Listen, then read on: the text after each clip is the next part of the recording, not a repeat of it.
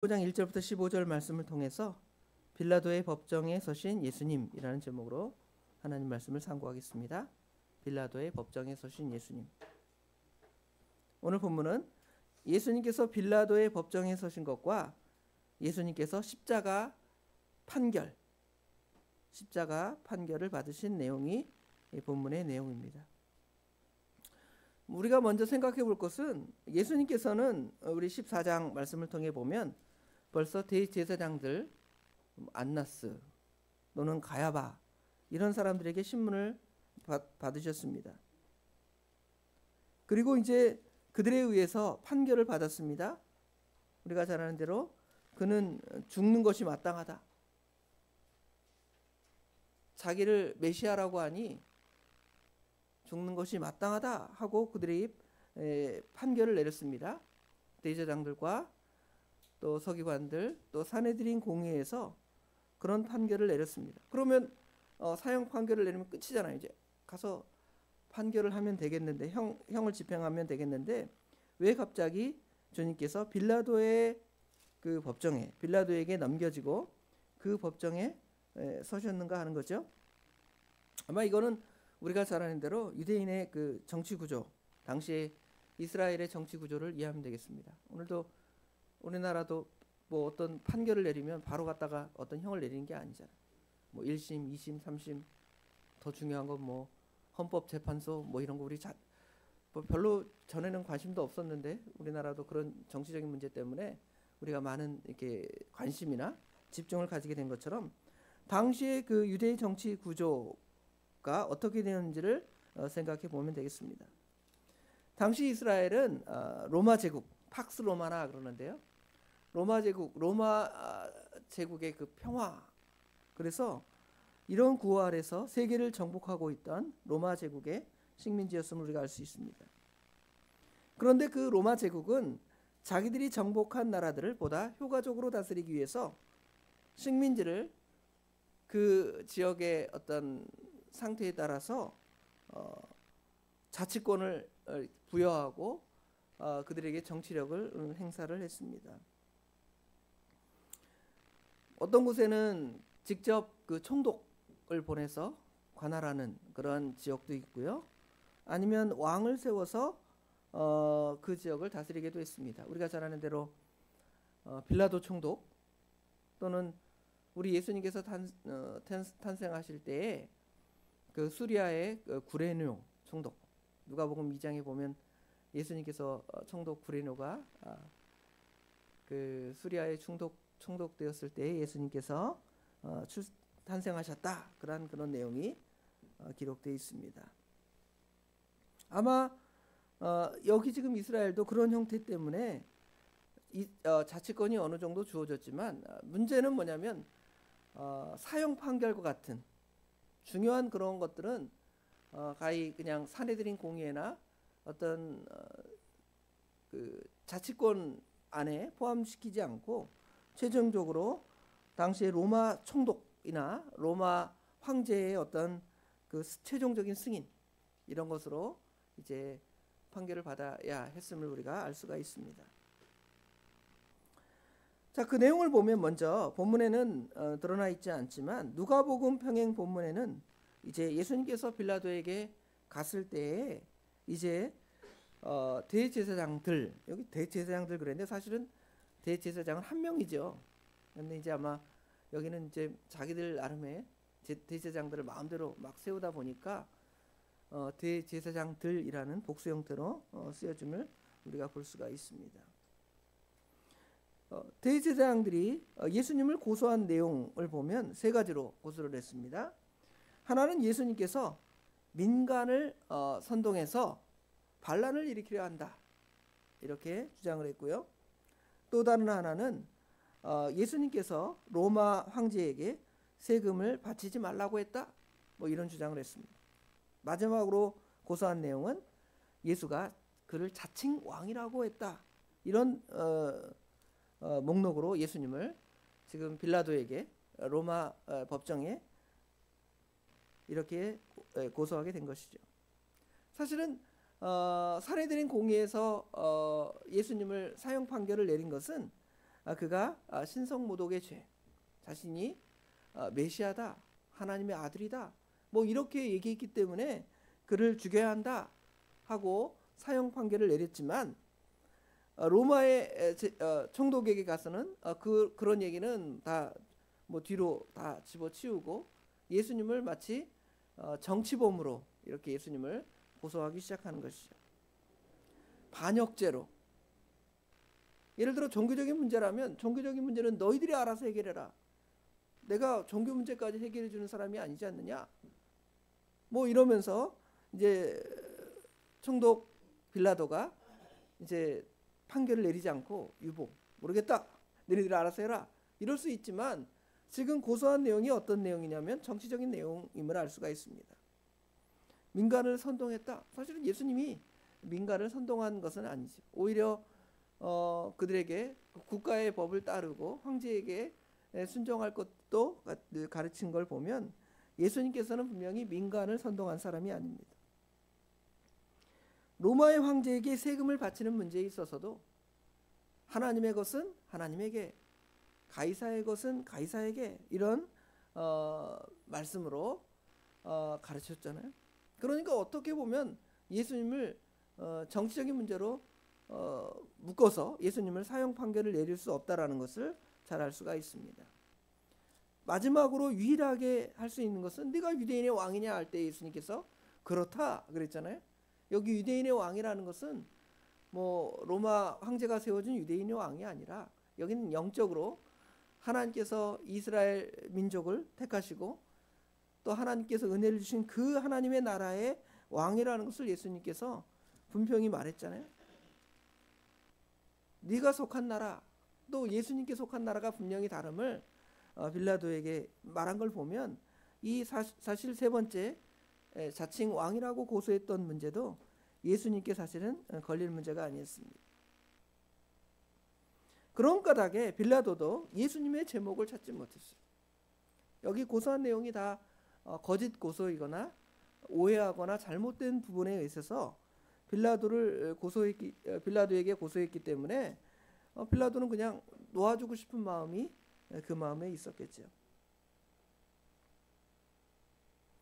빌라도는 또 우리가 보면 빌라도가 이런 문제를 가지고 질문할 때 여기는 이제 세 번째 질문만 담겨져 있죠.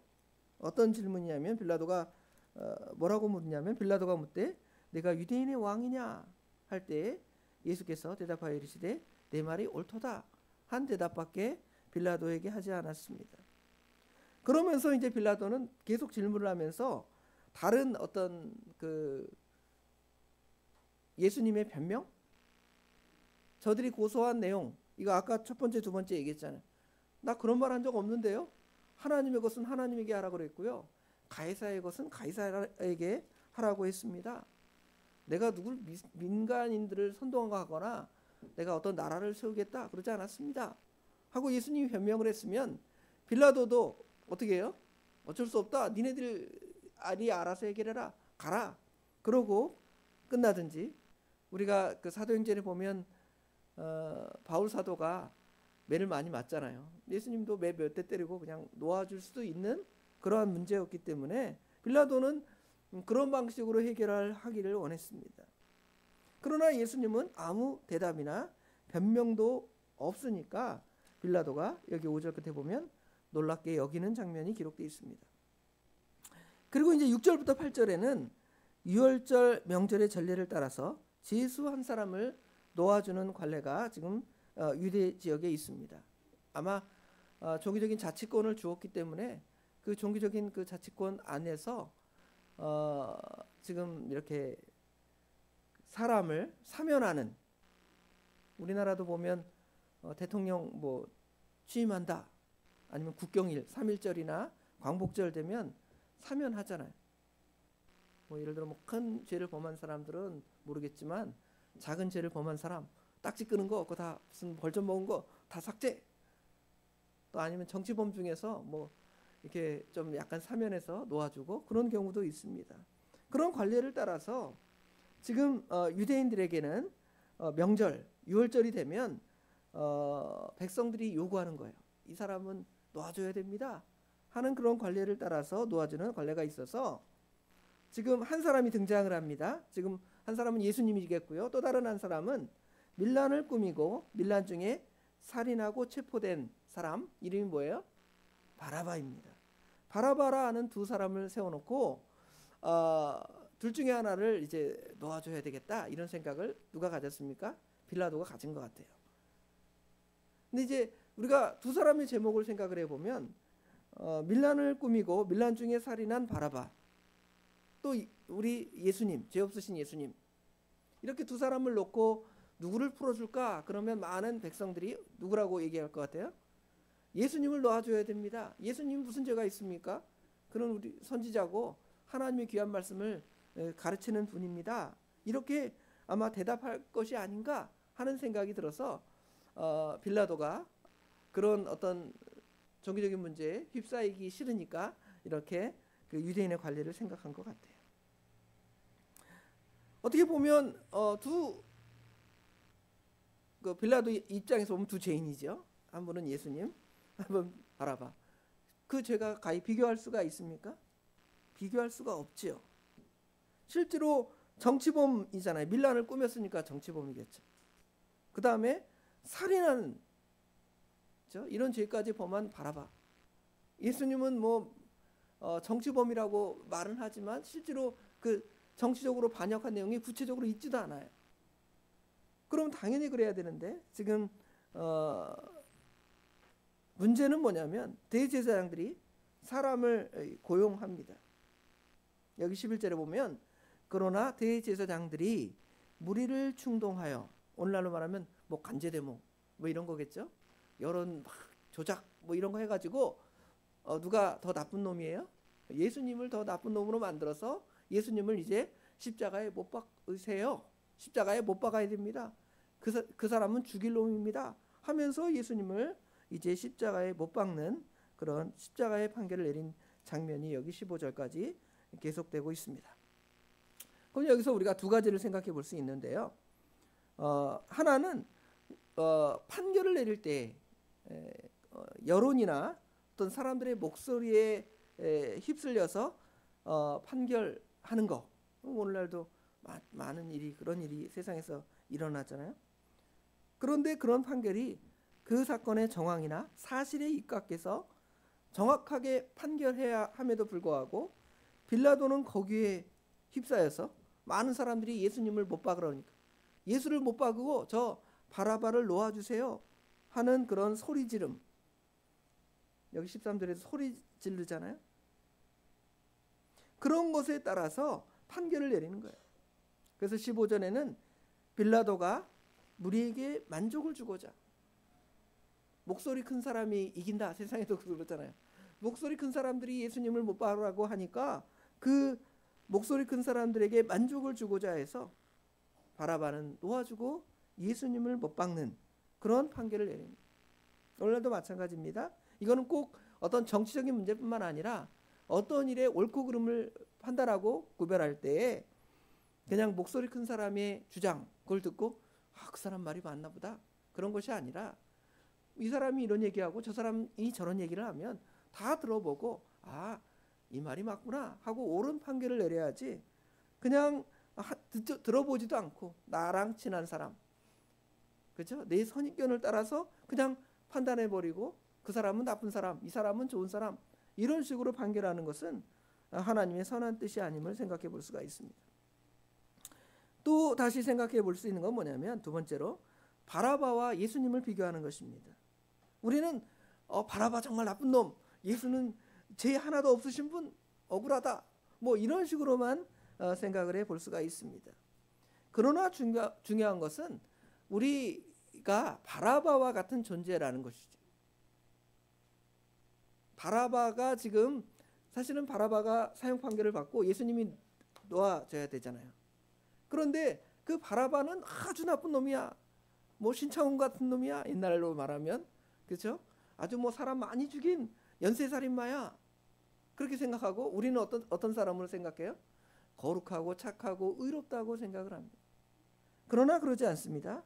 우리도 사실은 바라바와 같은 사람인데 우리 예수님께서 바라바를 놓아주고 대신해서 예수님이 십자가에 달리신 것처럼 우리를 대신해서, 비록 우리가 우리 조상 아담의 그 죄를 물려받은 부분도 있지만 아담의 죄를 물려받은 것뿐만 아니라 우리의 그 자범죄, 우리가 스스로 지은 그 죄도 하나님의 법정에서는 죄라는 것이 어떤 경중이 있는 게 아니에요.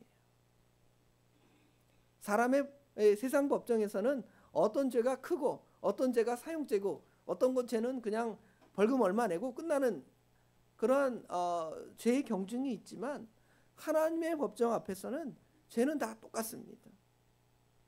의인은 없나니 하나도 없다 그랬잖아요. 그런 측면에서 보면 여기 바라바는 사실은 우리가 바라바와 같은 존재이고 그 바라바와 같은 우리를 대신해서 예수님께서 십자가에 달려 죽으셨다라는 것을 이 바라바와 그 예수님의 그 사형 판결을 통해서 어떤 사람은 놓아주고 어떤 사람은 죄로 정죄받는 그것처럼 우리 예수님이 우리를 대신하여 십자가에 못 박혀 죽으셨음을 생각해 볼 수가 있습니다.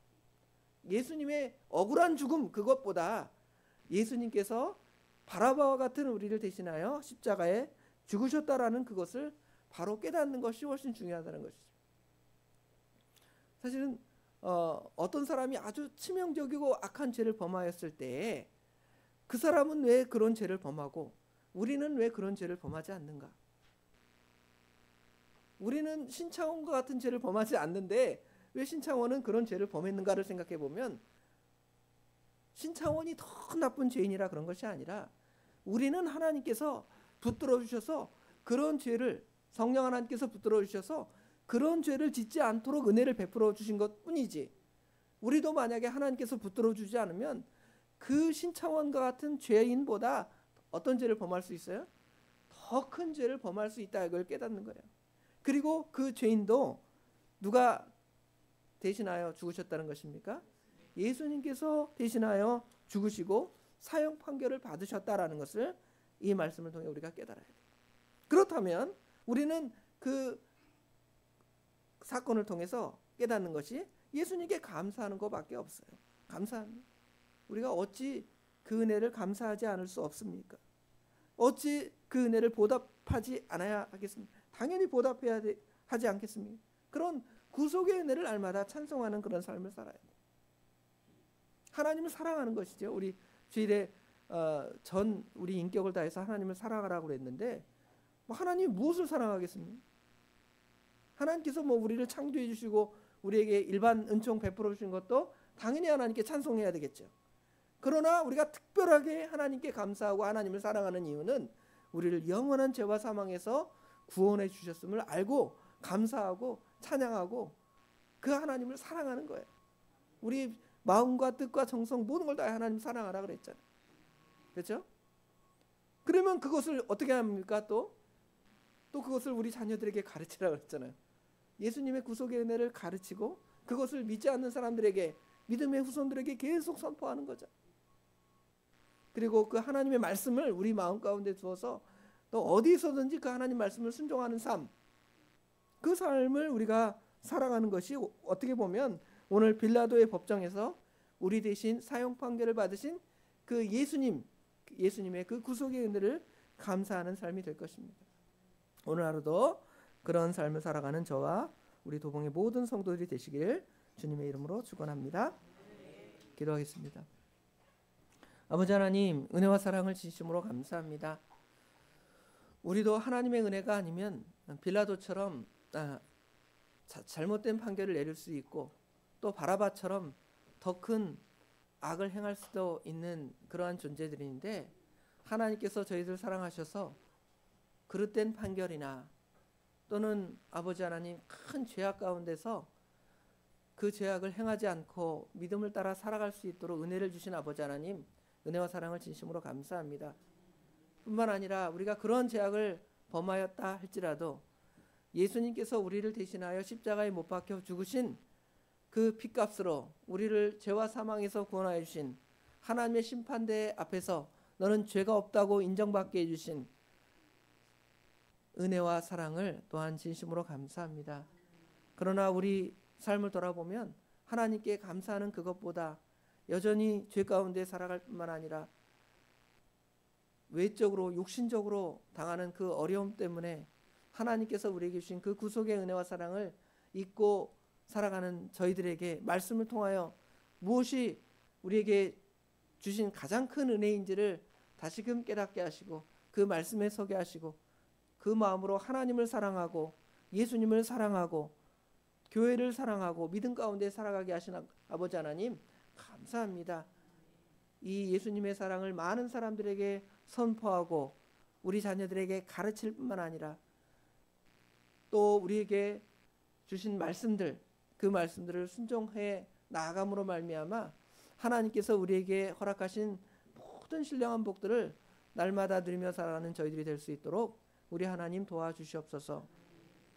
하나님께서 우리 도봉교회를 사랑하셔서 성전을 새로 수리하게 하시고 아버지 하나님 이 일 가운데 많은 아버지 하나님 진척을 이루게 하신 거 감사합니다. 마치는 그날까지 우리 하나님께서 함께 하셔서 일하는 인부들에게는 아무 어려움이 없도록 도와주시고 우리들의 마음도 아버지 하나님 이 일에 집중하며 흐트러지지 아니하도록 온 성도가 마음을 다하고 기도하며 하나님의 선한 뜻을 사모하는 근본 기회가 될 수 있도록 우리 하나님 친히 역사하여 주시옵소서. 또 어제부터 있는 사경에 하나님께서 귀한 종들을 세워서 저희들에게 여러 말씀들을 선포하실 때에 저희들의 마음의 문을 열고 그 하나님의 말씀을 사모하며 모두가 은혜 받는 근본 기회가 되기에 부족함이 없도록 또한 우리 하나님 도와주시옵소서. 우리 성도들 가운데 몸의 질병이나 아니면 경제적인 문제나 아니면 우리가 알 수 없는 많은 질고로 고통당하는 하나님의 백성들을 기억하여 주시고 하나님께서 해결할 문제들은 해결하여 주시며 또 우리 성도들에게는 그 문제를 이겨나갈 수 있는 능력과 믿음을 우리 하나님께서 친히 덧입혀 주시옵소서. 오늘 하루 우리 주님께서 우리 모든 길을 선히 복되게 인도하여 주실 줄 믿사오며 예수님의 이름으로 간절히 기도드리옵나이다. 아멘.